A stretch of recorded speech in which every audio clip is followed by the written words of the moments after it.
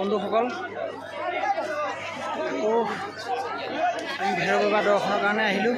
মাতা বৈষ্ণৱদেৱী দৰ্শন কৰি এয়া আৰু 2 কিলোমিটাৰ ওপৰলৈ আহি ভৈৰৱ বাবা মন্দিৰ পালোহি। যিহেতু যদিহে বৈষ্ণৱদেৱী দৰ্শন কৰিবলৈ অহা হয়, ভৈৰৱ বাবা দৰ্শন যদি কৰা নহয়, গতিকে তাৰ ফলটো নধৰে। এই গতিকে আমি মই ইতিমধ্যে ওপৰত পালোঁ। এইটো চব কি ধুনীয়া ভিউ পইণ্ট।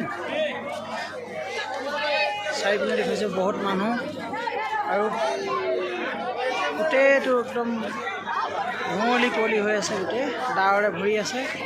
পোৱা দেখিছে কিমান মানুহ, যথেষ্ট মানুহ ইয়াত, যথেষ্ট মানুহৰ সমাগম হৈছে। এয়া চব ধুনীয়াকৈ দেখুৱাইছোঁ। পোৱা দেখিছে ভিতৰলৈ ৰাস্তা, এই ৰাস্তাটোত আমি ভৈৰৱ বাবা দৰ্শনৰ কাৰণে গৈছোঁ।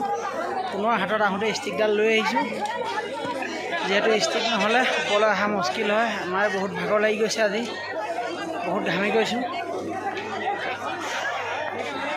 এতিয়া আমি ভৈৰৱ বাবা দৰ্শনৰ কাৰণে মন্দিৰৰ ভিতৰত সোমাম আৰু আপোনালোকে আহক, বৈষ্ণৱদেৱী দৰ্শন কৰক, লগতে ভৈৰৱ বাবাক দৰ্শন কৰক।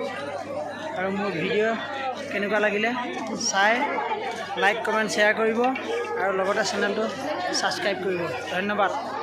আৰু নেক্সট ভিডিঅ' মই আৰু বনাই দি থাকিম। ধন্যবাদ।